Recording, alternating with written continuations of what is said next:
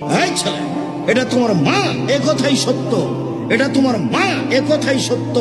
এটা তোমার মা, এ কথাই সত্য। এটা তোমার হস্তিনী মা, এটা সত্য। এটা তোমার হস্তিনী মা।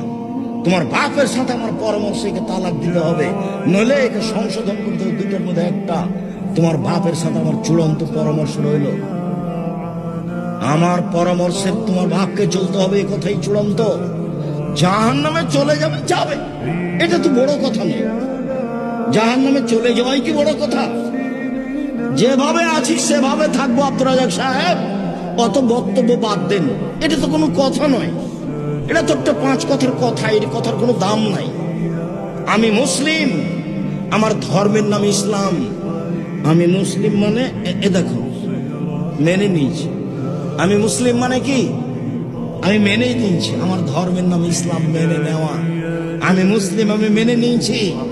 হটকারিতামূলক কথা বলার কোনো দাম নেই, জোর করে কথা বলার কোনো দাম নেই।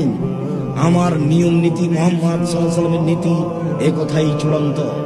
আমার নিয়ম নীতি, আল্লাহর দেওয়া নিয়ম নীতি, এ কথাই চূড়ান্ত। অতএব সব হাদিসে একই রকম কথা। শিষ্টাচার, শিষ্টাচার কি জিনিস? মুসলমানের নিজস্ব শিষ্টাচার আছে।